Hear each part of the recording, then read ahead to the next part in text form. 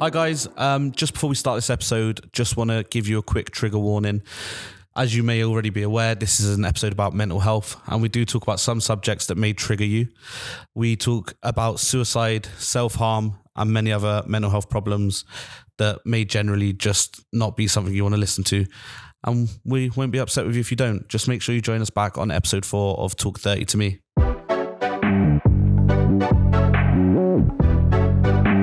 No worries, we'll roll with it. Right, cool. Okay. Welcome to episode 3 of the Talk 30 to Me podcast. Way! We've survived. We haven't been cancelled. Yep. We're not in the news yet. For either good or bad reasons. Yeah. Yep. My mum's not angry at me yet. Yeah. I haven't upset anybody. So Yet. I'm doing well. How are you girls doing? Just had wonderful feedback. Just so grateful for everyone. It's been really, really nice. Really nice. It's been lovely. Yeah. Yes. I think we've had a lot of people reach out and say that they've really enjoyed it. So Genuine comments, which is That's when people we Yeah, trust. And the person who said the first episode wasn't funny hasn't reached out to ask why I called her out. So she definitely didn't think it was funny. so they were being Valid honest. comments. Yeah, she genuinely thought it was shit. And we, fair play. Yeah. The one person, we're sorry. So like we said in the last episode, every fortnight we're going to have a different host. So I've had my go. Lucy tried her go. So I didn't this fortnight, this episode is going to be Ellouise. So I'm going to hand over to her. Take The it away, legend girl. that is. There she is. Hello. Oh, God. The power. I know. Do you remember on Take Me Out? The power's in your hand. No likey, no likey. I went to see that once. Check me Did out. you? I've seen it recorded. Nice. Yeah. Really? Yeah, a lot longer. Than Yeah, I Oh, I can imagine. imagine. Yeah, and they have like a hype person come on beforehand as well Yeah. to hype you up. That's the ideal job. I'd love that job. You'd be so Hype. good at that. Hype people up before like a show recording. Oh, you'd be so good at that. Get on it, girl. Anyway, so we were talking about people who kind of reached out to us about the podcast. My one mate reached out and he was like, "Oh, you should do this." Thanks, Sean. And he said you should talk about the things that turn 30 this year. Yeah. So I did a bit of research, and there's quite a few things that are in the year of 1994. 94 is a big year. It Big is year. a big year. Big year. Did Birthed you a couple of know legends, didn't I? Let's be fair. that The Lion King was released this year? Well, turning 30 this year. Yeah. And Friends aired in 1994. Was that when it started? I have been watching it since I was born. Literally, it was quite Out of the literally womb. out of the womb. I- No. Quite literally, that is how I popped into this world, and I think it shows because I didn't that watch runs it in my for the veins. first time until COVID. What? Yeah. And it's not a story for the podcast. But I enjoyed it. Yeah, it's very hit and miss with a lot of people. No, Yeah, it's I very enjoyed it. much- I think it was relatable at, well, hold on, 25-ish, 26. But I think if I watched it when I was younger, I wouldn't have been into it. Yeah. Oh, Yeah. it's been on the telly since But day trying dot for to me. avoid reruns when you're watching it from the start in the middle of COVID when all Comedy Central shows is Friends Yeah, is hard work. Yeah. it is. That's why you go on Netflix. Yeah, I was. Like, I'd Yeah. be watching it for like 5-6 hours a day, Yeah. but I'd maybe like, because I lived in a shared house, I'd maybe go downstairs and Another like episode. they'd be like flicking through the channels. I'd be like, no, don't put Friends on. You don't know that But Chandler and Monica ended no, together. Yeah, Oh my no, God. They all knew though that the graft I was on watching Friends, so they would turn it off when I came in. Like it was a proper team effort for it not to be spoiled. Yeah, That's really nice. yeah. That's Moved out cute. after 3 months. I feel like I started life wanting to be Rachel, quirky and cute, and I've ended up like Chandler. So isn't this the thing that Yeah. every one of the friends has a different personality, and you can relate to one of them? Yeah, If but I that changed ever- as I grew up. If I Yeah. ever start relating to Ross, you need to let me know because he's the worst character. I think you're a Phoebe. on Ross- pure Phoebe vibes. Yeah. Ross is not the worst character. He's a That is horrible, ridiculous. horrible person Monica is. with No. terrible morals. Do you remember that episode where he done like the oh my God, he had the keyboard out. Electrifying, infinite time. How can you say he's the worst character? Because he's a terrible human with terrible morals, and I stand by that. Oh, they were on a break. Jesus Christ. Not just that. Like, where's Ben in the end of the thing? He completely forgets about that. He's like, I got a child with Rachel Green now. Sod Ben. I mean- Ben can absolutely shove it. I just want to see him for the last 4 seasons. Facts. Yeah, thank you. Wow. I'm not going to go into it because it feels very highly about it. Ross, Okay. your dick. There you go. So that and Forrest Gump. What a sick film, Yeah, though. I only watched that turns very 30 recently. this year. Very recently. That's probably one of the only films from young that I'd be able to watch all the way through. Yeah. And it was sick. And like when I went to America, I wanted to go Bubba Gump Shrimp because we went like Florida gang. Big up. Well, just as you walk into What's that? I was Universal, trying to isn't go it? for the fist bump. Oh, I thought we were. Say hi, dude. Florida. But no, we didn't get a chance to go. But there's one in London. I'd love to go. And I want a Bubba Gump Shrimp hat. I would love Do you know that. the snapbacks? I would love that. Yeah. Maybe we should do a little trip there one day. Let's do Yeah. it. Yeah. Seeing as it turns 30. Oh. Yeah. This is perfect. Ideas. Yay. Can we find out when it actually turns 30? Yeah, we And can. maybe do a bit of content on that? That'd be nice. cool. That'd be Yeah. fun. Yeah, let's do I that. hope we haven't missed it. Oh, we are 4 minutes. Producer Priddle. Can we get a quick Google on that, boy? Like, when does Forrest Gump turn 30? I know it's this year, but when? I hope it's not in January, February, or the beginning of March. I know. To be honest, I'd rather it was the end of the year because I got a bit of a financial Yeah.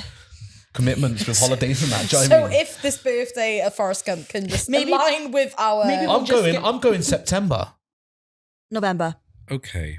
So you're all very close. October then. It's the 7th of October, 1994. We can do that. Hey, we could do if that. budgets are low, maybe we could just all get together and watch a film. Yeah, but Free merch. listen, to be honest, we'll be Spotify exclusive by then. Oh, easy. So easy. they probably want to sponsor the pod. Be on Patreon and that. No, Patreon. What's it called? Patreon. Yeah, we'll have our Patreon. Patron. With our one subscriber. Yeah, our Patreon money will pay for that. If we launch it soon, that one subscriber will pay for at least one of our Megabus tickets. Yep. Easy peasy. Easy peasy. No, but I think that's a sick idea to move into this. We can celebrate the 30th birthdays of things we love. Oh, Yeah, I love Yeah. that. Because Yeah. I've always wanted to go to the Friends set. I've always wanted to That's do that. kind of part of the story of me watching Friends for the first time, but I'm not going to tell the story on the pod unless you want to pay and get behind the paywall. No, we're not doing a Patreon yet. He's really pushing for this Patreon. Yeah. Like, really No, pushing. I will tell you the story literally when we finish recording. Oh my God, backstage content, guy, that you don't get to you listen Yeah, to. it's funny. Nah, nah, nah, It is a nah, really nah. good story, but it's not a poddy story. Oh, Oh, yeah. right. Christ. Oh, I'm fair. scared. Well, there's lots more things that turn 30 this year, but I was capping it at 3 because Yeah, gosh. otherwise Oh, it'd be send us in all things on day. Instagram as well and like Yeah, if message you're us doing things anything. that you find turn 30. Yeah, so basically, I think what we should do is basically shout people out when they turn 30. Only when they turn 30, because Yeah. it's talk 30. Should we to do? me. Can I do the first one? Yeah. Yeah. Shout out Ellie John. Elouise's mate. She was out on the piss the other week. Just a reminder, you're no longer 29. Oh. You'll know what that means. God, Nobody yeah. else will. So we've been talking about how she is milking this birthday. So it was a while ago Is now, that Al. the joke in the friend group? Like, because Well, yeah. I Yeah, know. I I'm know. being here though. I'm I- very much a birthday month type of girl. I know people that birthday month. Yeah. Ah, fuck that. It's all about man. me. I ain't got the energy. And not because I want to be a bitch about it, because More I just want More to flow. vibe and More have a nice passion. time. What energy? More energy. Yeah, more well, passion, no, but- more footwork. You two have got a birthday in the same month, so you can't foot. Did you not hear that?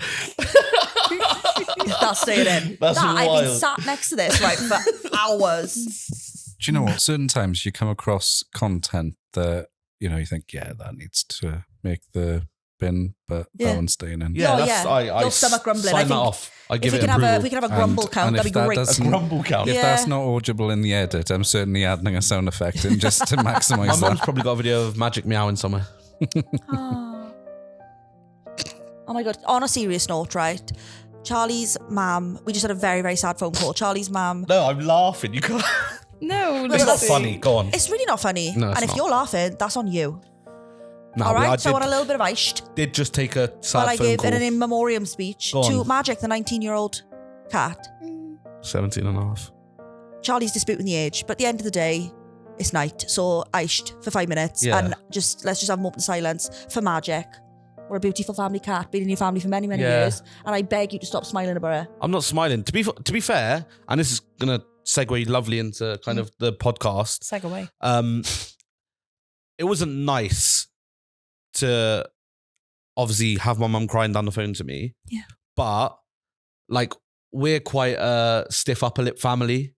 So like it was comforting that my mum felt comfortable enough Absolutely. to me as an adult to show that emotion to me over the phone. Yeah. Yeah. And it is a sad time, especially people who have pets know that they are genuinely part of the family. Yeah, and that's what she was saying. She's like, you know, it's been a part of the family for 19 years. And like, to be fair, people will learn this more as the podcast goes on. I don't really have a massive emotional connection to animals. Whereas me and Lucy do. Yeah, and that's just me. I gave birth to mine. That's just me. But I obviously understand my mum does, and it is really sad for the family. And I think my brother's quite hurt by it or upset by it as well. But yeah, bit of a shit way to kind of literally we'd been sat having a chat for like an hour, having a laugh and stuff, and then to kind of have that before we came in here, the girls had to cheer me up a bit. But kind of shows as well, you know, we've pumped ourselves up a bit, or I've got me pumped up, and we're ready to go now for the pod. So Absolutely. Yeah. And you know, you weren't smiling. It's just trap wind. That's it. I'm not smiling, Mum. I just need to fart. Yeah. Do you know what? Sorry, this is really off subject, right? But I don't have any children, right? And I know loads of people in the world who do. She's There's going to talk something about that a cat. really, really grips my She's going to talk about a cat. grips my shit. No, I'm not going to talk about my cat. Okay. You know when like the babies are like, I don't know, literally 4 hours old. They're like, look at him. He's so clever already. He's smiling already. That is a Trap fart. wind. That is a brewing fart. That baby's going to shit his pants Yeah. any second now. Yeah. And he's not clever. He is not clever. He is not a fast learner. He is brewing an absolute stinker. I'll be honest. and I kids feel are- really strongly about it. Stop calling children clever. They're 3 Nah, hours old. Listen, kids are like stupid until at least 2. I mean, I'm sure I was until about 7. At least 2. But they're precious anyway. And it is cute when they give a little cheeky smile and then a massive I fart. one thing I love about being a parent, and you'll realise how much I gush over my little boy, and this will become a regular thing where I tell mad stories and you all pull really cute faces. Like when kids learn things for the first time, but not like learning to walk or stuff like that. You know, like, so he's old enough now to show emotion. Yeah. So it was about 2 years ago, actually. It was the summer holidays, and I was like, oh, I've got a day off work. Let's have like a daddy and boy day. Like, and we was like going on holiday about 4 or 5 days later. So we needed to get our haircut. Yeah. So we went to a haircut, and I was like, oh, should we go to the cinema? And he's like, yeah. The cinema's by Mam's. And I was like, yeah, there's a cinema by mine as well. And he's like, what? Oh. And like his head just like seeing all the clogs in it. There's more than one cinema. I was like, but like, I was like, there's hundreds. It's like, like what, thousands. I was like, yeah, there's loads. He's like, what? Like the big screens that plays the movies? I was like, yeah. And then it took a second for me to realise, of course he only thinks there's one cinema. He's only ever been to one cinema. And no one would have explained to him as we're walking out, by the way, there's hundreds of these. Exactly. I love seeing that about like kids, and especially being a parent and getting to experience it. Yeah. It's quality because you know he's gone to his mates then at school, like, you know these cinemas? There's more than one. There's loads. My dad brilliant. took me to one. And there's like, And it There's was another different to the one my mum took me to. And that's wicked. And even now, he like slowly is learning less things. I think it's up till 7. 0 to 7 is the most development your brain does. little sponges. Yeah. So there's less of those moments happening. Obviously, he still discovers mad things and fun facts. Yeah. But yeah, like there's just it so heartwarming when I realised what was happening. Yeah, that's precious. Yeah. That is We were precious. there for it. Yeah. Yeah. I love that. So we had a lot of feedback from the body image episode. It was a bit deeper, but people were happy with it. They enjoyed it, which we love. So we're delving a bit more into mental health. Let's get vulnerable. Fucking hell. Vulnerable. I'm uncomfortable talking about my feelings. Take it away, Al. So expect a lot of that. So sorry in advance. Musical interludes every time. I'm already getting twitchy. Strap in. Right, okay, go on, I'll take it away. But funny that, because that kind of links to what I'm saying. It is uncomfortable for a lot of people our age. And I think that is because we are a generation of people where we are right on the cusp of mental health being talked about openly. Yeah. Like when we were growing up, that's when it's started. Because I don't know about you, but when I was in high school, whenever someone was found out to be, I don't know, self-harming or something like that, it became gossip and that person got labeled like an attention seeker. Absolutely. Like so many times. And it's mad that we've now got to an age where we are starting to talk about it a bit more comfortably. However, it's still, I feel, particularly our age, the people older than us still find it really uncomfortable. Yeah, there's still a stigma around it, even though it is so heavily talked about. We've been in a generation where a taboo subject has had the taboo removed. Yeah. But it's still, we were still there when it was taboo. Yeah, exactly. So Let's say taboo one more time. We've taboo. We've grown up where kind of, you know, boys can't be sad. You know, boys get sad too. Like, you know, big girls don't cry. Like, it's kind of like there's toxic masculinity. There's always been those kind of views on it where it's like, oh, you're not depressed. You're just having a bad day. That is what being depressed is. No? Yeah. And like antidepressants were like such a secret if you were prescribed antidepressants. Whereas now people are more happy to talk about and more comfortable talking about them. But I discovered, and I guess we'll talk about this a bit more as we go through, when I had my worst patch of mental health, I was really open. Yeah. So like, I wasn't completely open straight away. Like I attempted suicide, didn't talk about it straight away. But when I did, like people my age were like, oh, you're so brave for talking about your story. But then people older than me were like, yeah, like, you know. You sure you want to talk about, like, what? You're posting about it on social media? Yeah. I'm like, well, yeah, because I'm buzzing I didn't fucking die because I'm better. Like, but it's nice that we've lived in that generation where we can talk about it, because I think I wouldn't want to bring a child up now where it's like, oh, go on, boys don't cry. They do. Yeah. Everybody Like, does. Yeah. But it is that we are like that generation, because I was really trying to think about it when we were talking about doing a mental health episode. We are that generation of people where some of our elders are probably thinking, there's no such thing as mental health. Have you heard that quote before? There's no such thing. Do you know what I mean? And then we're kind of shifted that we are a lot more open to it. So what I was trying to delve into is like, how did that impact our 20s? Like, and how did that kind of stigma from when we were younger? Because when I did have mental health problems when I was older, I didn't want to talk to the people around me about it because I still had that stigma in my head. Like, am I an attention seeker? Yeah. And you also, it took a while to realize there's more than one type of kind of self-harm. There's more than one type of mental health problem. There's more than, like, mental health is more than just being down one day. Like, there's a whole wide range of mental health grey area, problems isn't out it? there. It's not a black and white thing. No. At all. I remember vaguely the first time I had like the feeling of anxiety. Yeah. And I remember being like to my auntie, like, oh, I think I'm having a heart attack. I went to hospital. Yeah, and she was like, why? And I was like, oh, like my heart's like, feels like it's just drawing the last bit of blood out. She's like, yo, you're anxious. And I was like, just don't be silly. And I must have been like 20, 21 at that point. Yeah. So like, I'll be honest, up until a certain age, I was quite like confident and like null to the world in terms of like, oh, I'm really happy. I'm really confident. Like bit out there, but just loving life. Like things didn't worry me. And like, this is considering I'd gone through my parents' relationship breaking up, and like I'd seen my sister having, you know, struggles with her mental health, my mum struggling with hers, and I was just kind of like, sound. Like I was that person that was like so blessed to have never have experienced mental health. Yeah. So then when someone's like, oh, do you think maybe you're anxious? I was like, shut up, man. Do you know me? Yeah. Do you know me? And that was toxic masculinity. Yeah. But that's mad, isn't it? I literally remember the first time I ever had a panic attack. I was living in Kent and they called an ambulance because we didn't know what was going on. Yeah. It was a panic attack. Now I look back, it was so obviously a panic attack. But they're just like, you couldn't breathe, you couldn't speak. Like, but yeah. When I was growing up, for years, I couldn't explain what was the matter with me. I would be like trying to explain. And again, you look back now and you're like, how did nobody pick up on this? Yeah. I was constantly in hospital. I had a barium meal where you have to drink metal in the X-ray to see what's going down because I was because I all I could tell people was I was like, feels like somebody's taking my stomach and twisting it, and I can't breathe and my heart's palpitation. They're like, oh my god! And doctors were going, oh gosh, we don't know what this is. Mate, I'm just I was on fanny tax. I was absolutely the most anxious child ever. And the signs were there. Like I wouldn't go anywhere without my mum. This was like right up until like comp as well. Like I wasn't like a baby. I was like well into like 13, 14 years old. Yeah.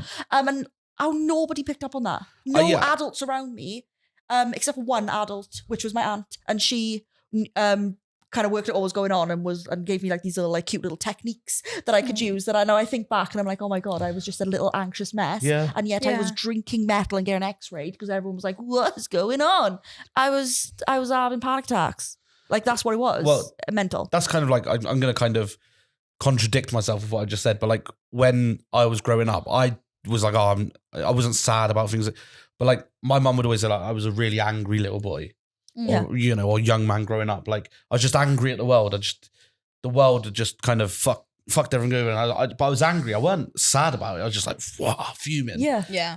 And that is probably a sign of mental health as well. But like at that point, it was just I was an angry teenager, angry at the world. Yeah, do you know what I mean? testosterone growing up. Yeah. Like, he's just he's fuming. Yeah. And obviously, I'm glad that. Did you hear that?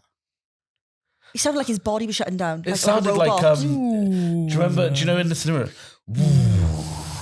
Silence. You're listening to Dolby Digital. Yeah. So it was like, oh no, I was just angry at the world, but actually it was signs of mental health, and like I'm glad that we are in that generation.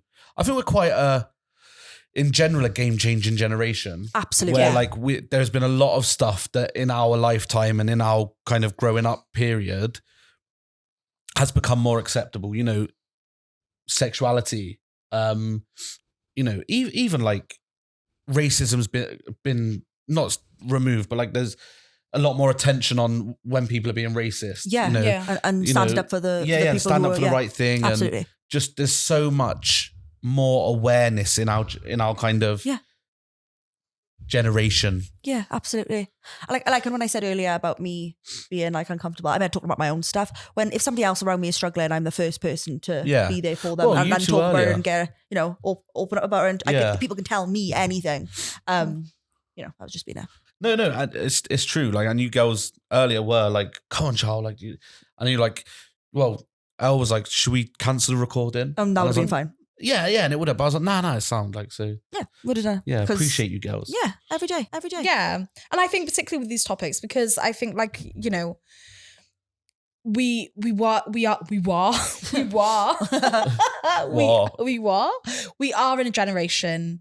Like you said, that's game changing, but also we're very self-aware, and I've become, I wasn't before, very self-aware of my mental health and how that impacts me, and things that I used to do, I'm like, oh, I'm starting to like connect the dots. Yeah. Now, do you know what I mean? Like, obviously, I was struggling with my mental health that day, and I'm starting to like piece that together.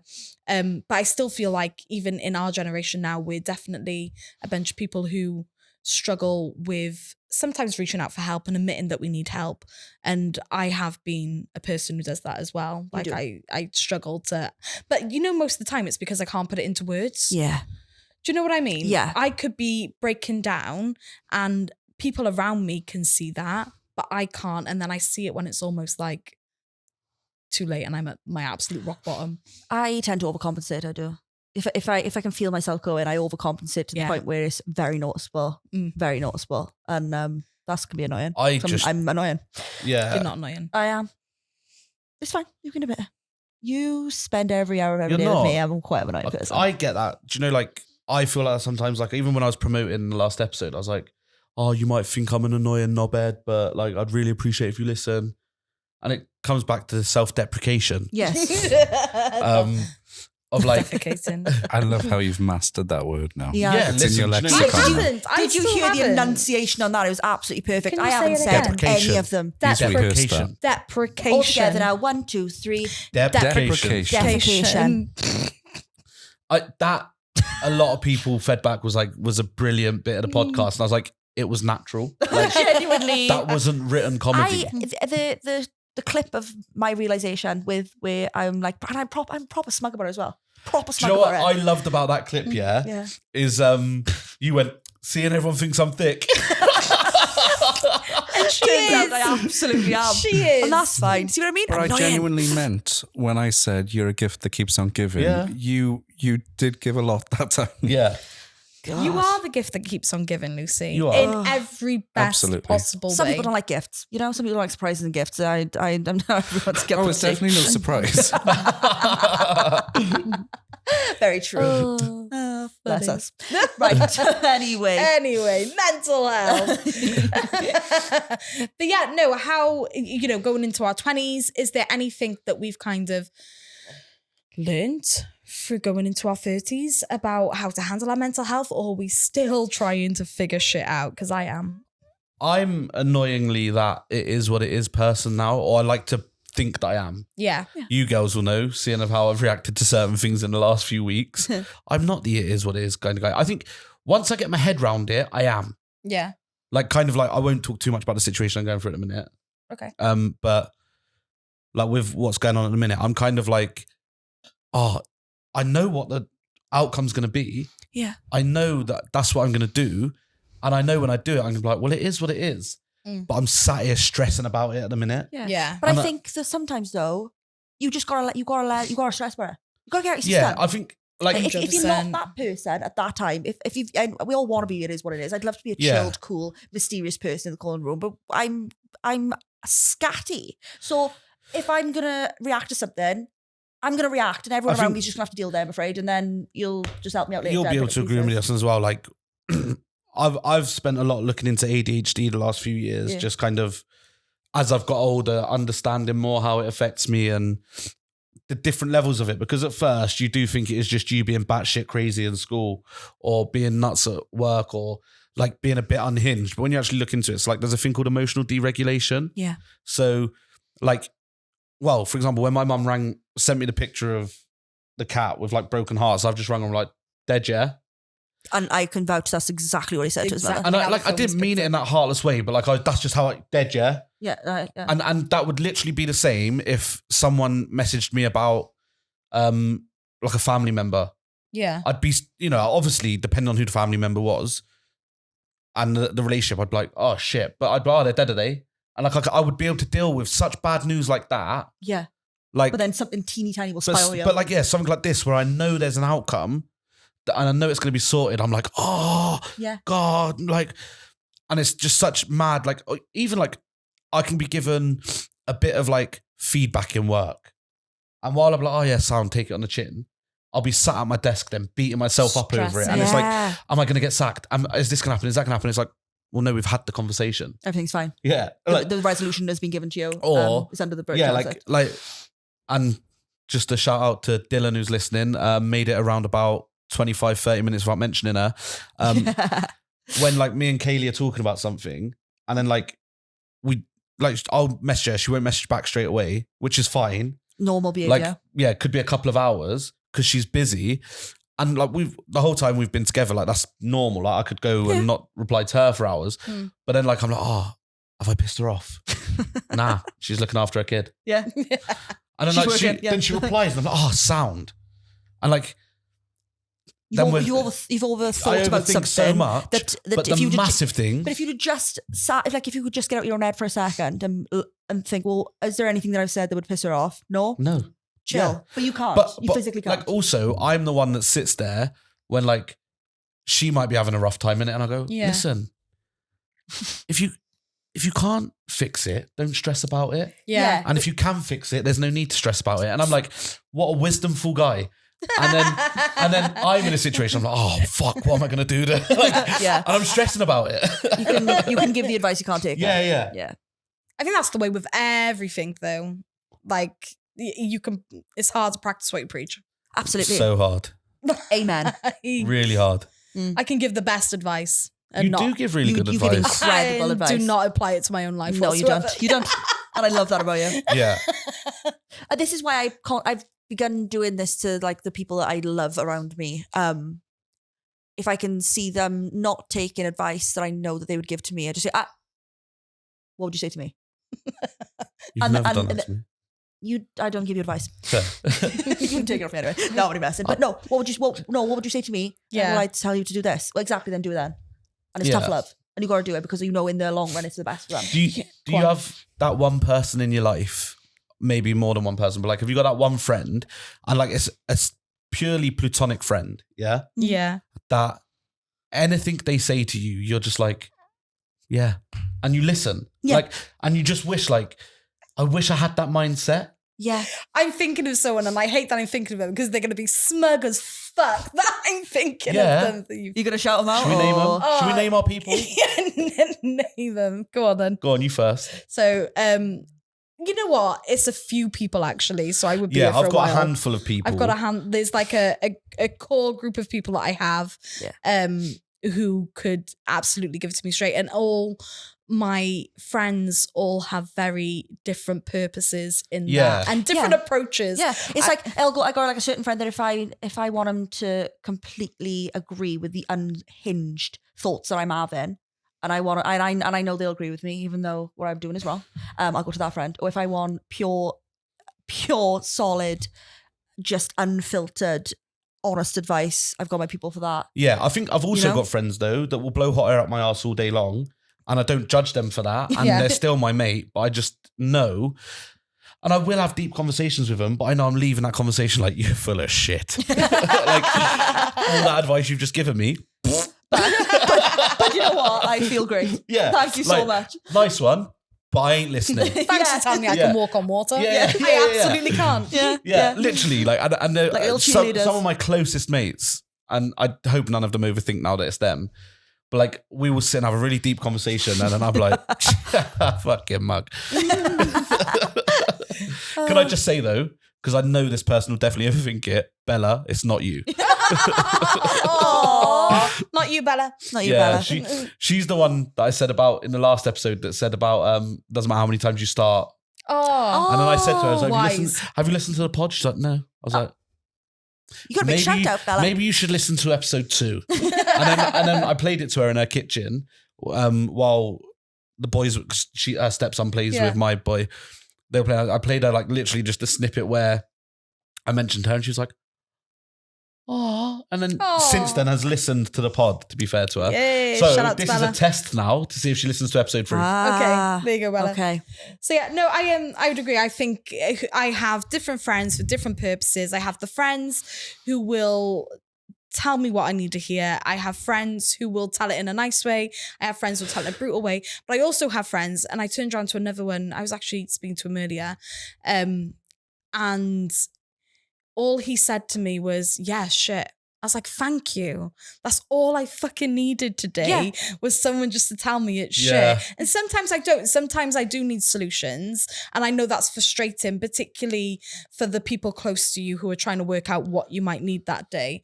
But sometimes you And just isn't it need funny someone as there. well? And this kind of delves back into the multiple versions of ourselves that we spoke about in the other episode of like, you could be different types of people for different types of people. So like, I know 100% just because of how I deal with people being upset around me that for some, did you pick that up? I think that's the I feel like there's a poltergeist in it. that's the third grumble count. Sorry, yeah. Just so you know. And I'm keeping count. Yeah, I'll go back a little bit onto I know that there's some people, because of how I deal with people being emotional around me, when they come to me, I go, oh, that shit, that is. I'm literally saying that because I don't know what to say. Yeah. And they're like, oh, cheers. And like they think, oh, he's just been so straight to the point with it. Yeah. And it's because I don't know what to say to them. But then there's other people that I will like sit, big up big time, give them a pep talk, and they love that. And if those two people were to meet and be like, oh, isn't he so good? Like with, and they'd both be like, yeah, brilliant. They give you They're different getting advice totally to different different- experiences. But it's true. Like people, you need, but also that's me. I need different things from different people. Yeah. Do you know what I mean? There's nothing more frustrating than when you got a problem. I don't want solutions. I want to sit here and bitch for 5 minutes. Will you let me? Do you know what used to kill me? Don't come to me with problems, come to me with solutions. No. I'm coming to you with a problem Yeah. because I want you to help me get the solution. Yeah. Stop being a dick. No, I don't even want a solution. No, sometimes I don't want a solution. No. Sometimes I just want to moan and groan, right? And I just want to be a little crybaby for a bit. I want to have a little, just a little bitch about what's going on in my life. And I just want you to sit there and go, yeah, you're right. Your feelings are valid. And that's all I want. Yeah. Don't give me fixes. Don't do that. I don't want that at the minute. That's all I need. No. When I want solutions, I'll come to you and ask for them. But right now, I would like to moan. My mate in John, she said to me, she's been with her partner for a long time, and she said in their relationship, when she's feeling crap, her partner says to her, so what do you need? Like me to say, yeah, it's shit, or solutions, and tell me which one you need right now. Do you know that I used to use that as a superpower, yeah? When I didn't know what to say to people, I had a bit of feedback at work that basically I was terrible in situations when people need help. So I would take people into a room and I'd be like, do you want me to tell you what you want to hear or what you need to hear? And you put that onus on people then. Do you want me to be like, oh yeah, it's really bad? I'll be like, well, actually, you're being a bit of a dick. But then naturally... Not just in work either, just for HR. And naturally, you're going to say, oh, obviously I want to hear what I need to hear. But deep down, you don't. No, the worst one is when people go, both, and I've only got one thing. Yeah.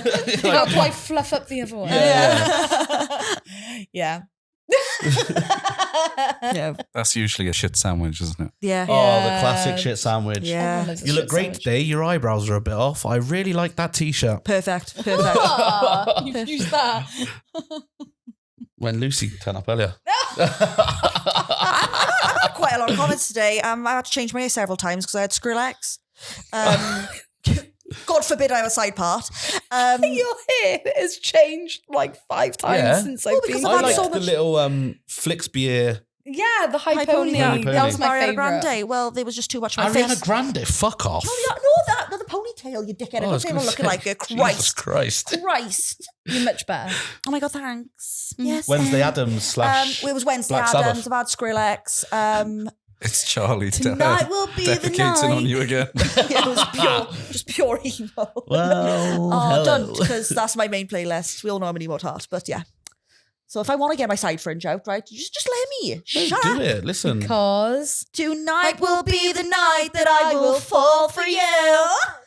Over I was never an emo. you weren't an emo. No, I was a chav. See, this is... You don't get it then. You don't get it. I don't. You didn't sit there with your Panic at the Disco album, right? Going No, through I it from one. bullied those kids. Oh, See, I yeah, didn't I was no, those kids. but I was Didn't agree like with in them. my little like scene, yeah, really big side fringe phase, Raccoon tail. and always got accused of self-harming No. because I was an emo.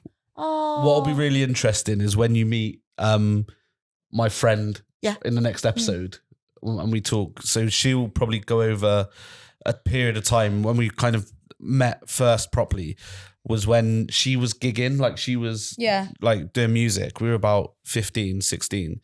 And she had this real like combed back fringe, you know, the like that really like scene kid kind of me, my indie gal. rock kind of look, right? And then like I'm just the biggest chav in an Adidas tracksuit, love N-dubs. Yeah. And like all I care about is grime and rap music. Yeah. What's this indie shit about? Yeah. And we've been friends now for best part of 15 years. Chalk and cheese. Chalk and cheese. but like I actually liked that type of music. Just the image that I was trying to portray. I was like, You trying to be a roadman? well, Roadman didn't exist back then, but like I was. So you saying you invented it? No, You heard it first, I- everyone. no, 1994, I the Roadman was born. No, I was a chav. Oh. I was a chav that liked other types of music, but my aesthetic was chavvy. Yeah. So you were a chav in his bedroom alone going, tonight will be the night No, that I have will no clue fall what that for song you. is. Over. You don't know what we're on about? Not a clue. And really? Genuine. Send We you need some to- reels we later. need But to sort that out. McFly You- banged. What? That's McFly pop. banged. Well, that's pop. I love pop music. Sorry, Cheryl Cole. Me and Lucy just went, okay, but we were talking about scene. Yeah. Let's cut that whole Me, bit. that Die Hard, Bullet for my Valentine. Let's cut that whole bit. I gotta stop doing this. my last This is not cool. Oh, Papa Roach. No, I know. That tune. I know some tunes from like Rock Band and Guitar Hero. Oh, really? Oh my god, can we try and get A full setup. If anybody even tries to claim the drums, No, I'm gonna beat you off with a no. stick. But for the first All right, birthday party, a full setup. Yeah, let's do it. That'd be such a sick side attraction. Oh, I'd love nothing more. The drums were my everything. Yeah, same. I snapped a few sticks off, but I'd have like a little, Charlie, I a tell you little now. set by the side, ready to go like a true drummer. Oh, a space set. Yeah, If you try and take that away from me, I'm gonna be but it's upset. mad because like, if you were to look through my window, I'm there like giving it all this right, but then on the like, Romeo, take me somewhere we Or like can be Hotel, alone. Hotel California Yeah, was yeah. classic, wasn't it? It's like dun, dun, dun. Or Kung Fu Fighting was on Rock Band. Was it? Oh, oh, oh. Like, Just one symbol. I was Yeah. more of a SingStar. Was you? Yeah. SingStar, sick. Loved SingStar. You had to try and you do like the challenges where you're trying to hit the notes, but you would never sound good. So you just be like, And as good a content as this is, it's not mental I health. feel like it's a whole episode in itself. So should we? I can't believe I'm being the one reining it in right now. Should we get back to mental health? Charlie, you're a new guy. Yeah, so what I meant is that's what I tried to do with my little emo link to being accused of self-harming is when I used to dress all seen and stuff, I used to be accused of self-harming. And I think it's gross that it was used back in high school as like an Fashion insult. accessory. Yeah. An insult or a fashion accessory or an attention-seeking thing. Because there would have been people that we went to school with who were genuinely dealing with mental health problems. Because kids can be cruel. Very. there's- Bastards. Yeah, there is no way that people went through high school with no mental health problems. They did, but we weren't aware of them, right? Or they did and we ripped into them for it. Yeah. Yeah. Oh, look at you. Why are you so sad on your own? Like, Yeah, or like, oh, you are really self-harmed. You just, Yeah. it's a, You're just doing it for attention. attention seeking. 5. Grumble count 5. 5. Charlie, do you have IBS? Might be. Mm. Might be. Yeah, no, I remember like at school, like there was a lot of kind of, have you seen the scars on his arms? Like- oh my guy's fucking cutting his arms. Why are you talking about behind his back? Ask him if he wants help. I know. Yeah, exactly. But you say that now, but Oh, yeah, would you have said I it back would then? love to go back and give like our generation a fucking shake. And be a like, hug. 100%. Like And a hug. I was quite lucky when I went to Brit. Sorry to mention it. When- Charlie, Brit School alumni But they, back like, again, guys. But they were quite like a forward-thinking school. Yeah. So like, whilst I was a chav, and I'll be honest, the image of a chav, you think back in the kind of late noughties, early 10s, is that they like hate gay people. They take the piss out of people being gay, or like lesbians, or like people self-harming and stuff. But because it was such a forward-thinking school, like I've always been quite open to other people's sexualities, kind of Religions, everything. Well, like like, anything that's sexuality, gender, comes across as transformations, like, diversity. just diversity in general. Because at the Brit school, it wasn't about what you look like, what shape you are, what size you are. It's It what was you brought to about the what you table. brought to the table. Yeah. Yeah. And so I was quite lucky, I guess, at that age to be exposed to that kind of thing. Yeah, we absolutely. weren't quite the same in Ely. No, of course. But that isn't that mad? I see like, your Ely and I raised you in all-girls school. Can you just Oh, bitchy. imagine the vibes? Yeah. Absolutely. You went to an all-girls school. All-girls school. All Did not. oh, yeah, I went school. from an all-boys sports school. Stop. Do it again. I went from an all-boys sports school to a performing arts mixed school. What a change. What a culture clash, right? Yeah, wow. And like, so it's the same thing, like gay was used as an insult at the sports school. Do you know what I mean? Like boys were, oh, he's gay. And then you'd be at this school now that's really forward thinking. There's just a dude pirouette and you think, what a cool yeah. dude he is. Well, Like, there do was you a know what I trans mean? Like, brilliant person news. the year below me. Yeah. And like, it was normal. It was calm. No one had any issue I with love it. that. Yeah. And it was sick. And Love I think that. it's nice to have been exposed to that earlier on, because the generation Yeah. we're in now Yeah. is being more acceptable. So like, Sure. but even like when I started uni, people are, do you reckon he's gay? Doesn't matter. Doesn't matter. Yeah, doesn't matter. Or people are like, why are you talking like, this one used to annoy me all the time. Why are you talking like you're black?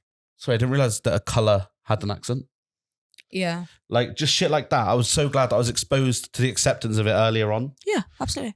And like, again, with mental health, like I didn't really have that experience of people saying, oh, he's cutting himself and that, because it was such a like, there was people at that school going through mental health problems, and the school were really supportive of it. We had an on-site counsellor. Wow. We had like so many things that now would be the norm, Yeah. but back then was like a selling point of like, you should send your kid here, because not only is it a fully funded private performing arts school, but we also have on-site counselling, an acceptable, diverse diversity, culture. yeah. And it's like, That that's standard shit now. Yeah, that should have been just basic Yeah. standards at all times. Yeah. It's But I mental. think we are still living, our generation is still in between with that stigma, Yeah, because we 100%. were Absolutely. raised with that stigma, and we're a lot more open to it now. And I feel like myself, I've always been a believer in mental health. It happens. Yeah. There's people who don't believe in it. There are Generally, people there's who people out say, there. I don't believe in mental health.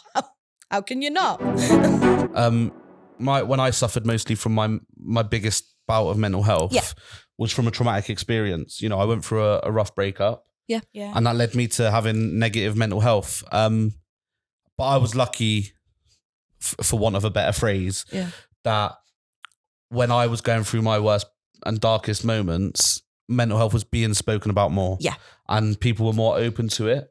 Yeah. So people, you know, I could say to my friends, like, I really don't want to be here. Yeah. How did your friends react to that? If you don't mind me asking. Yeah, no, they were just like, well, why not? Yeah. Like what? Like I understand why you feel like that. You're going through a really shit situation, but like, you got to like look past it, and you got to realize that better days are coming. And there were some people, and this is really, I guess, upsetting looking back. Some people tried to capitalize on the situation. So like, I had someone that recommended me to a therapist that turned out to be one of their clients. So 7. Grumble count Turned 7. out to be one of their clients. So actually they were getting a benefit of me going to therapy with that person. Oh, wow. Yeah. But at the same time, like Georgia, who's going to be on the next episode, she always says to me, like, I talk really candidly about suicide. Yeah. In the sense of like, I tried, I failed.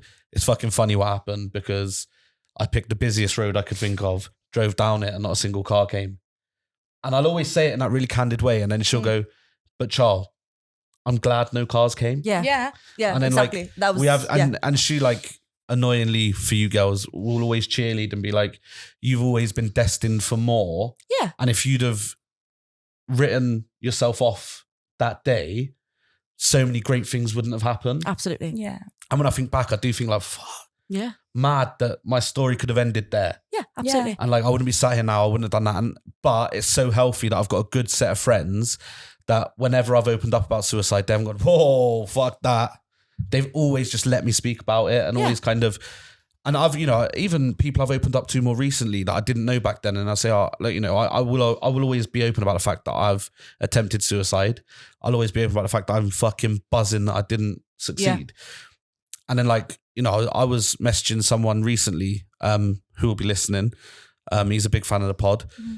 And he said to me, like, I'm glad you didn't succeed. And just remember, like, ever have them thoughts again, don't fucking do it. Yeah. And I was like, that's such a sick reaction to it. Cause it's like, yeah, I'm not going to fucking do it. But he's like, but like he meant it. And like, there's that power behind somebody saying to you, please don't die today. Please don't go and purposefully die today. Yeah. Fuck me. If I went out and got hit by a bus by accident, there's obviously something somewhere in the world I've served my purpose. Yeah. But if I go and jump in front of that bus, I'm choosing to end that story there. Absolutely. And like, so the fact that I've got people around me that say to me, I don't want your story to end today. Yeah. Gives you that power to be like, yeah. Like, and listen, like I've not been in that full process for a long time. And like, I've had my darkest days. I know I have. And I think I always say, if I could survive that period of life, I can survive anything. Yeah. And, you know, I've got an amazing little boy that served me that purpose through that time to not die. Yeah.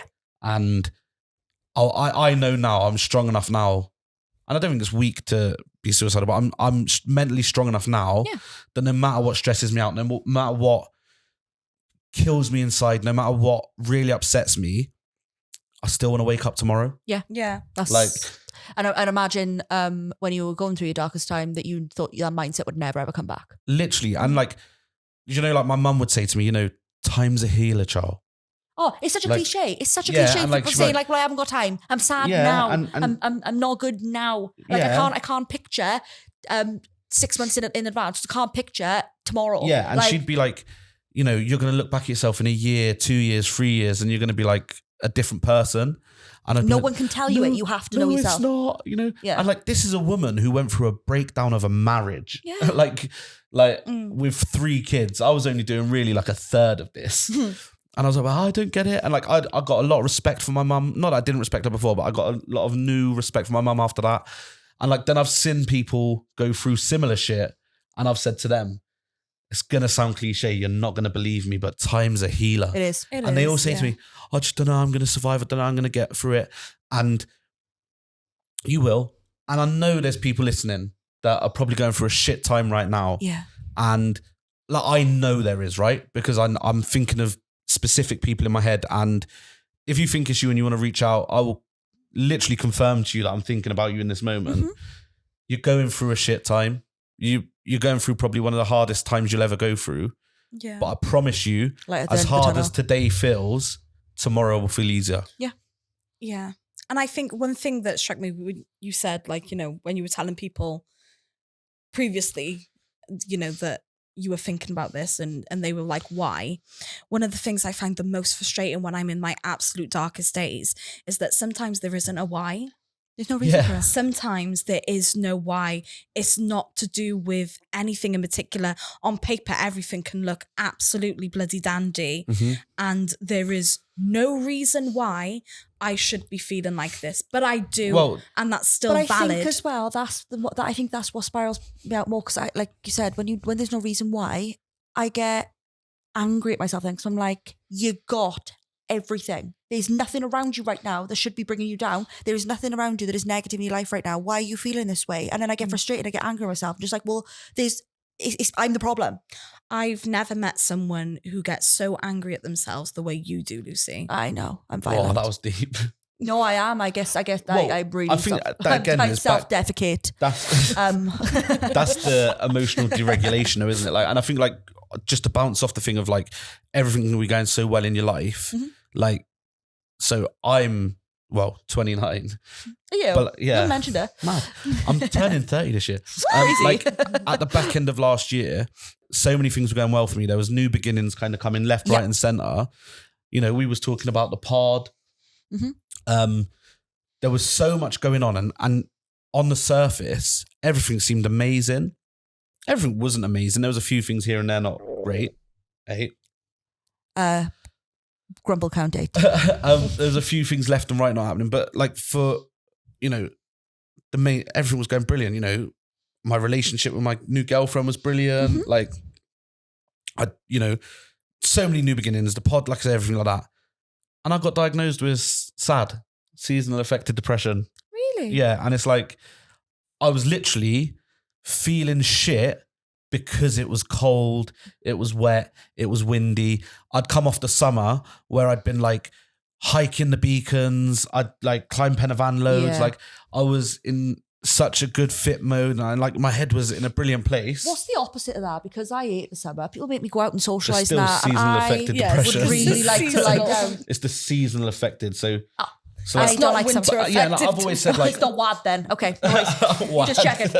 I like to lie down. Yeah, I like, like so- to be 'cause I've- bundled in blankets, and I like to be inside. yeah, I've always said like, oh, I'm such a summer bait. Like, I love the summer. Like, I love going on holiday. What was that? I touched the mic. Oh. Rob's mad.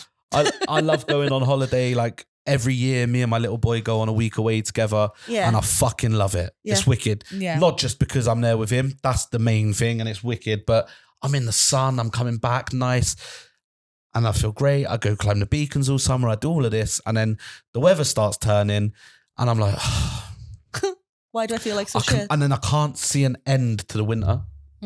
Funnily enough, though, it comes around every year, and Yeah. then goes every year. But then this is the worst I've ever had it. Okay. Even though everything else was going great. So like, I was buzzing that I'd finally met someone I got on with. Like, I was buzzing about all the new beginnings. We was all buzzing about the podcast. But then like, I'd go home at night and be like, oh, I got to do another day in the cold. I got to do another day of this. And like, I didn't want to die. I wasn't that bad. Yeah. But like, it was just a bit like, oh, another day, another bit of rain. And like, Daylight savings came around, change the clock forward, you were like, stamping, yeah. You know, I'm waking up in the dark. I'm getting out of work in the dark. It's just nuts. And then, like, now we're getting a nice day of weather. We're getting Yeah. a shit day of weather, and I'm coping with it better every day. And like, the sun's out. I'm like, yeah, it's coming. It's soon. Yeah, like, do you know when them clocks spring forward now in a few weeks' time? Yeah. I'm going to be like, yippee, He's gonna love it. He's gonna love it. yeah, like the depression's going to be gone for the summer. Oh, and I'm gonna be so sad. Yeah. But Oh, when the sun's out, people make you feel bad about being inside. I like to be inside.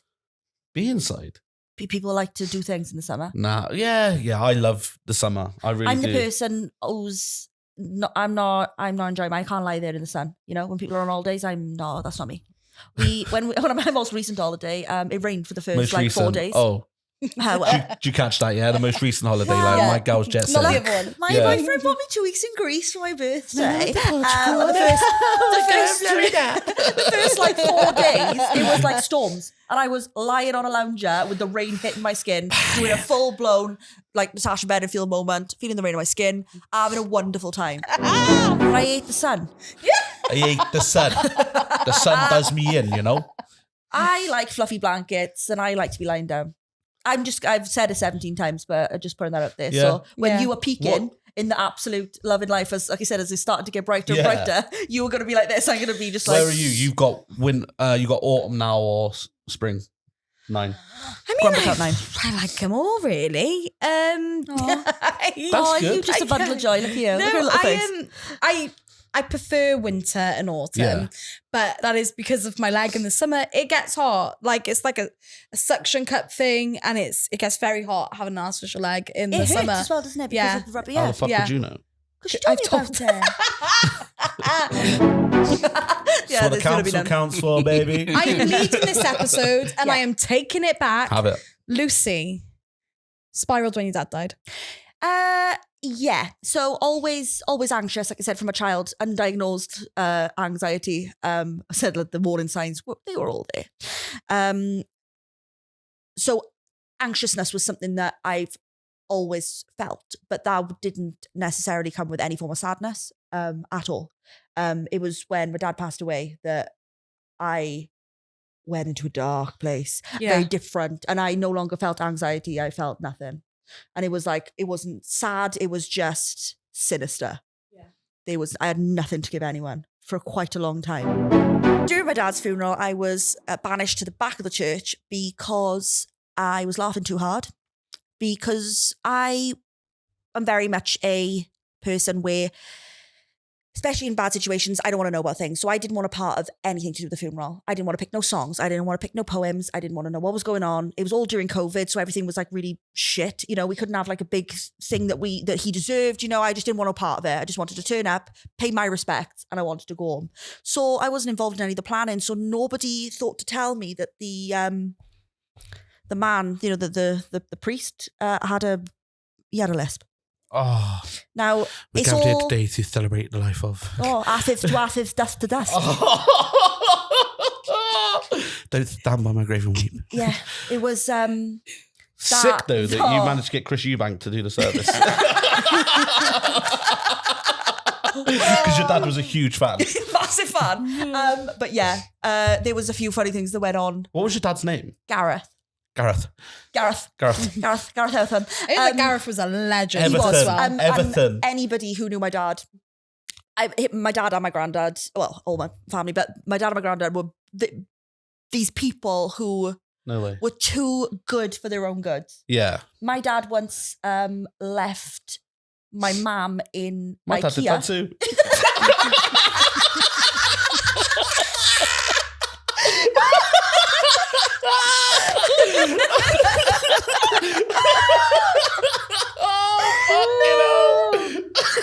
Oh no! I'm so sorry for bringing up those memories. So Where did your dad leave your mum? my dad was such a pure soul and so nice for his own good, and this is definitely where I get my people pleasing skills from. Like I'm a yes man, I say yes to everything. We were in IKEA, going out to our car. We had a big car at the time, and he's seen a young couple trying to fit like a 4-piece wardrobe into the back of their Mini, and was like, "Oh, I'll drive it home for you." In Bristol, and didn't tell us, and just went. Nah. He just followed them. He just put the stuff in the back of his car. Me and my mum were like, See, I'd be that. where's he gone? I would have. Because he just had to help them. Nah, see, I'm the opposite. I'd have gone over and gone, don't know that's going to fit that. But that's what I mean. He was so pure, such a good person. And yeah, there was a few things that happened in that funeral that just, I'm glad that they did, because he was the most funniest, wonderfulest man who found the funny in everything. He was extreme stickler for time. Like, if you said you had to be somewhere at 10 o'clock, if you were in there at 9:15, he was filming. Like, you had to be inherit early that for from everything. him, then, did you? No, I did not. But the funeral was, because it was during COVID, we had a very, very short amount of time because they had to be sterilised before and after. There was the rooms. Yes. Oh, the rooms. I thought you meant the bodies. Fucking don't want to catch anything. No, the rooms. Heaven is COVID free so far. So they're all good up there. They got their masks on. It's all good. But they had to. It was a very, very short amount of time, so it was very much a Gareth-esque vibe where, whilst people were doing their poems and stuff, the guy at the back was like, and I was like, Gareth would love that. Everybody out, come on, pick what the goal is to see. Everything's got to be cut short. We got to go. Yeah, we're going to have to cut that last hymn out because you're taking the piss, BS. Literally. Someone's doing a eulogy and someone's in the back like, listen, I know we've still got his kids to come on, but fuck, you're going to have to speed up. But that happened. What? No. It's eulogy. Yes, So I was like, yes, it's eulogy. Oh, just cut out his teenagers. No one cares. Literally. I'm not even joking. But again, he would have absolutely loved nothing more. He thought that was brilliant. Yeah. That's absolutely, they're right. We got a time to stick to, so everybody out type of thing. So yeah, but I did get taken to the back. And somebody came up to me after and was like, you were sobbing in there. Are you okay? And I wasn't. I had my head down.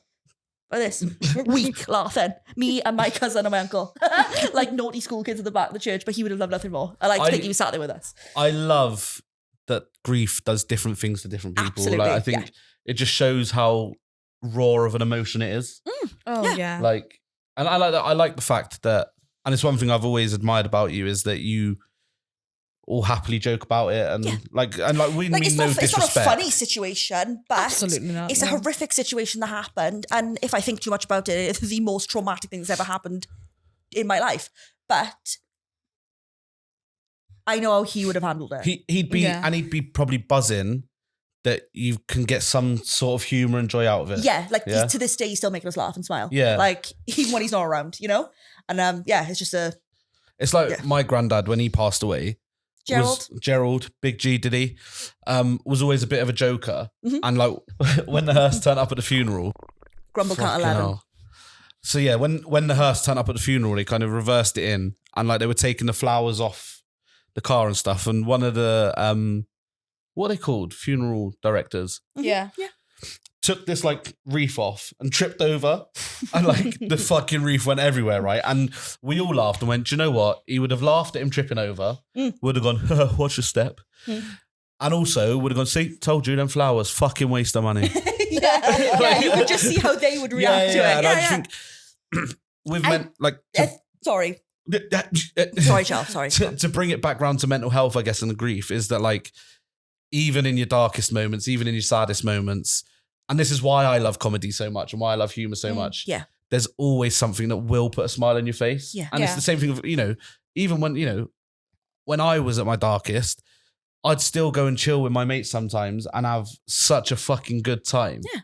And have a laugh. And it's about remembering that mental health in one person can look different today as it does tomorrow as it did yesterday. Yeah. Absolutely. I think there is that thing as well, like where if you are open about it, that you do struggle. I was diagnosed with depression. There would be some days where I would feel guilty for feeling good. And I'd be like, oh, hang on a minute now, but people know I'm not good. So if they see me like laughing and smiling, they're going to think, well, she's been lying. Do you know what I mean? Oh my God. What a mental thing to think. Yeah. Crazy thing to think, because surely the people who are around me want to see me smiling and happy, but I felt guilty for it. I would like, it's bizarre. Like obviously that's phased out now. I wouldn't do that anymore. But don't you find it such an oxymoron that when you share with people that you're at your lowest, they tell you you're so strong? Like you're so strong for sharing how bad of a time you're having right now. Yeah. And you're like, no, I'm feeling like shit. Yeah. If like you are, like the perception of other people, and it just shows how mad mental health is, that you feel so low, so weak, so unable to do anything. You share that with somebody and they're like, in their eyes, you're the strongest person then. It is a cliche, but a problem shared is a problem halved. Cliche, oxymoron, you choose whatever word you want to call it. Is oxymoron mean the same word as cliche? Well, Producer Priddle, I'm going to need is you it to not an clear that up. oxymoron to be weak and someone says you're strong? I know. I was on about the cliche that problem shared is problem halved. Oh. It's a cliche saying, isn't it? Yeah. A problem shared is problem halved. But it's Sorry. very true. You speak to somebody about it, and as much as it's so hard to do that, is to tell somebody how, or speak to anybody and share how bad you're feeling. Yeah. Once you tell somebody, once you get that off your chest and you get their opinion on the matter, it's like I said, problem shared is problem halved. When you say something out loud, all of a sudden it sounds so stupid. Like, Yeah. why was I worrying about that? Yeah. 12. Grumble count 12. So the hardest times I've had is when there's not been a reason why I'm feeling sad. So I bottle it up that I'm feeling crap. And there's a few friends who know me, and they'll say that when I'm quieter, that's when they know that there's an issue. Yeah. And I'm not going quiet because I'm feeling like shit. It's because if I don't know why I'm feeling like shit, I can't word it and I can't put it into words. Which is more anxiety inducing, which is more stressful, which is more frustrating. Yeah. You haven't got the words and you also haven't got a reason. So like I said earlier, it's like when you're like, everything could be going good. Yeah. Why am I feeling this way? Yeah. And then you're like, I'm the problem. Oh my God, will this ever change? Is my brain always going to function in this way where I'm ruining the best times of my life because I can't get out my own head for no reason? That's how I discovered I had sad, because I was saying like, You didn't know. I'm really should be buzzing with everything that's happening. And Yeah. and I was but overall, like you girls saw me when me and Kaylee started dating, how like he was buzzing giddy I as a was about. kipper. I was like, but then like other things I just would have no motivation for. Like weight loss, I put 15 kilos on, which is nearly 3 stone, and I'm still trying to draw that back out now. Do you know what I mean? And lose that again. And that was just because I was sad. I was, do you know what I mean? I was just comforting myself. Yeah. And that's where it come from, because I was like, why am I feeling like this? And then that's when the diagnosis came. Yeah. So yeah, I think sometimes you can just be sad for being sad. Yeah, and that's okay. And I think it's all about in life, you need to find what works for you. Yeah. Your coping mechanisms might not be someone else's coping mechanisms. Yeah. You don't have to justify yourself. You don't have to justify your mental health. You don't have to justify how you're feeling that day. All you have to do is accept that you're feeling that way. Yeah. And find what works for you to make it work. Because the main thing that I'm taking into my 30s is that I still don't have it all worked out. No. But I'm owning it, and I'm okay with not having it worked out. And I've got the people around me who are my safety blankets, who will reach out and they will see things before I see them. And I'm so grateful for my girls, for my family, for my husband, and for those people around me, you guys, for being able to reach out. You've just given me a lovely idea, right? Go on. Should we show a bit of gratitude to people? Should we just go one by one? Just show a bit of gratitude to people we love. People we love, the people that help us get through them shit days. Because I think we don't do it enough. Like I said earlier, like my family's quite a stiff upper lip family. Like I don't tell my mum I love her, which I do. I do love her. Yeah. Do you know what I mean? Like, and we should do that more. Yeah. And we should show a bit of gratitude. Yeah. Yeah. Absolutely. They are army. They're the people who can spot us when we're feeling our shittest. I think, I would be lost without my family, my brother and sister, Emily and JJ, who are the best humans in the entire world. I've met them. I can confirm they're wonderful humans. They are wonderful. And my mum and my dad and my stepmom are amazing. And so is my husband. Yeah. And then I've just have the most gorgeous group of friends all the way in Yorkshire to Kent to Australia. Wow. Like, they are spread global, and I would be absolutely lost without all of them. So I just have the most beautiful friends in the world. And if you ever want to hear my wedding speech, it's all about how much I love my friends. Sorry to my husband. Sick. I'm very blessed, and I'm going to blow my own trumpet by you. I am surrounded by incredible people. I've had friends that I've had since I was teeny weeny, and I've still got them now. And I think that's a testament, not only myself for being able to keep them, but a testament to them as well for putting up for me. So I'm not going to name them individually. I'm just going to shout out the group chat. We've just big up the wifeys, big up Pills of Wisdom, and big up Clitoris All Sorts. You know who you are. Nice. I also love my boyfriend and my family. Thank you. 13. Grumble count 13. Yeah, I think for me, my mum, my brother, my sister. We don't tell each other we love each other enough. I do love you all. Mm-hmm. Kaylee, Eli, loads of the boys, but to name a few, Jordan, Woodsy, Bella, you're Donnie. We talk all the time. She's like probably like one of my closest mates in terms of like you can just chat the maddest shit to each other and there's no judgment. Can't even think. There's so many people. But like, what a lovely thing though that you physically can't. It's that I don't want to shout some people out and not the others. Do you know That's what I mean? what I was saying when I was going with like areas that people are like in, because all the boys into me belly, which is my football team. Dylan, I know we fuck about a lot, but I know me and him have got really close to last year. Angel, you're another great guy. But most importantly, and I guess my purpose in life, I'm most person I'm most gratified for and most kind of grateful for. Gratified's a word, isn't it? Gratifiable, isn't it? Well, yeah. Sorry. Person that I am going to say is my biggest purpose in life and the reason I do everything is my little boy. And wouldn't be here today without him, and I don't think I could live the rest of my life without him. So whilst I'm grateful for everybody else, my little boy is... The rest of you suck compared to him. That's what he's basically saying, guys. And Producer Priddle, do you want to jump in on this? Yeah, I got a really... I'm trying to think of the word to use, but just a really warm and comforting circle of friends. Yeah. Some of which I work with as well. And I eternally grateful for your continued support. And also, you know, my church family as well. You know, for me, my faith's really important and being surrounded by people who share in the same faith as me. Really, that must be very comforting. Very much so. And I can't name people without mentioning my better half. She's my rock. She's a lot better than him. Yeah. Hence why I said better half. She's definitely the better half. But she picks me up when I'm really low. And, you know, she's someone I can turn to with anything. So, yeah. You've definitely made up for the fact you ordered around earlier with lights. And also, just to show a bit of gratitude to you guys, because I think we've all had some low points the last few months. We've had some high points and we've all kind of ridden them together. And absolutely, we all look out for each other, which is really important. And I know we're going on this mad journey together over the next however long. And there's going to be times where we want to rip each other's heads off. Yeah.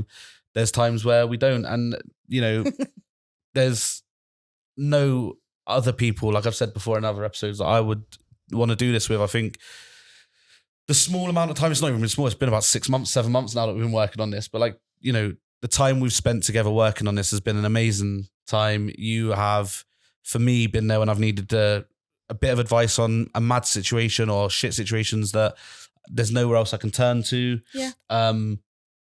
You have, you know, you all know Kaylee and you're really welcoming to her whenever you speak to her. You even fucking invited her to was it you invited her to the recording today? He said, I'm not bringing my girlfriend to the podcast. I said, what? I said, who said anything about that? I said, I'm bringing my friend. Yeah, but she's not just yours, you know. And Priddle has been an absolute legend and is probably the best addition we could have ever made. Absolutely. And I just think, we need to show more gratitude to people in general. So I want to set a little challenge to people of just when you finish listening to this podcast, just text one person, message one person, Instagram, Snapchat, text, WhatsApp. Just tell them you're grateful for them. Mm-hmm. Just spread a bit of love. Yeah. Let's. Yeah. I've got I'm just thinking of all the... Yeah. I might just go and text people later. Yeah. Aw. Lovely way to round it off, I think. It is. When you sit back and think, you think, do you know what? How grateful, like, yeah, genuine. So we're grateful for those people in our lives, but also if you are dealing with mental health problems and you are in a position where you can't necessarily turn to the people around you, there are other places that you can turn as well. I know there's a shout out you wanted to give in particular, Charlie. Yeah, so there's loads of charities you can reach out to, but one that I've kind of worked closely with, I guess indirectly up to this point, but I've been having some really good conversations with Darren, who runs the charity the last kind of day or two, is Signposted Cymru. So they are an immediate intervention charity. They will get you support at any level of mental health that you're suffering with. They will get you immediate intervention support, and Darren is brilliant. All you need to do is text him or email him. you can find all of his socials on our socials, and we will kind of signpost you to Signposted. But he does amazing work in Wales, no matter what your age, no matter what your gender. If you're struggling, reach out to him, and he will definitely see what he can do to help you, and see if he can put you into the right people to get you help. Because when truth be told, the NHS is failing us in terms of mental health services. And that is why Darren set Signposted Cymru up.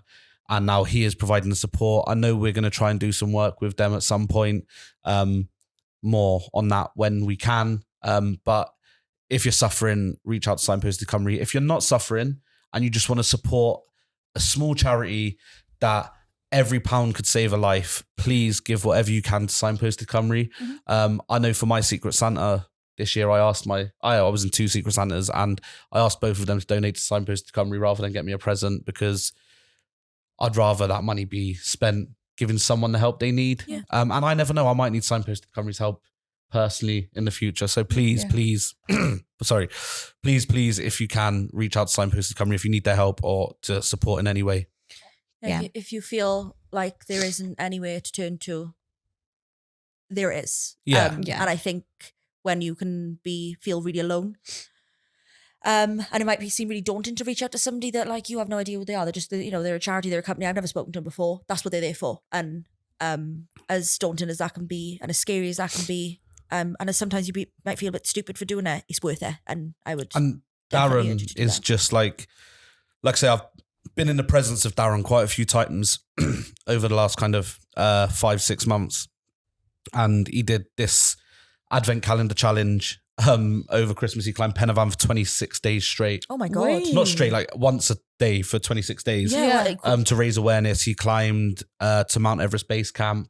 He does loads of stuff to raise awareness. Wow. And he just spoke to me today on the phone for the first time. So he was messaging, phoned me today to just have a chat about, making sure he was happy for me to speak about him on podcast. And he just had this warmth to him when I spoke to him that was like, this guy wants to help people. So there are loads of charities out there, and you may not want to reach out to Signposted Cymru, but really, they're there and they are immediate intervention. You won't have to wait weeks and weeks and weeks or years for support. They're ready to help, and they've got the funds there to help if you need the help. Am I right in saying they're just based in Wales?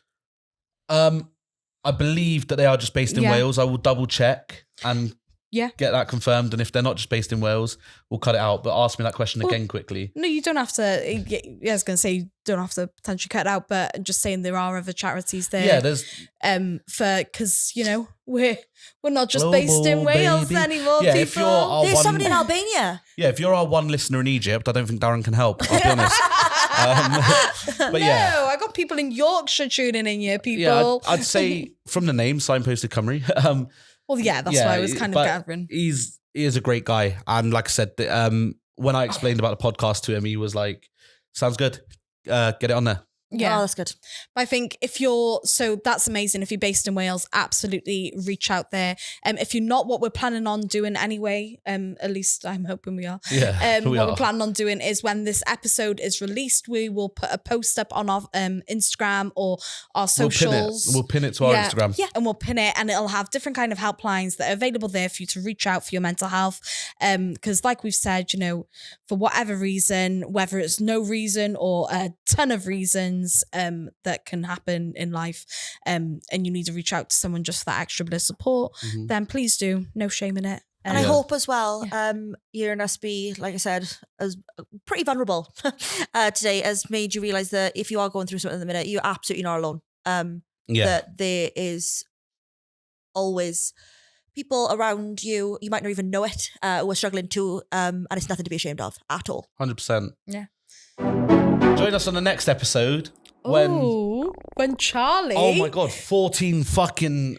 Grumble count 14. Yeah. Is that the episode where Charlie turns 30? I'll be 30. The next episode we do is the day after my 30th. Well, we're recording it the day after my 30th birthday. So we're going to have a guest coming up from London. It's going to be a bit of fun. Tell you some more of my stories, which I know you will love to hear. But yeah, I'll be the first host. No offense, Priddle, but we know you've already hit 30.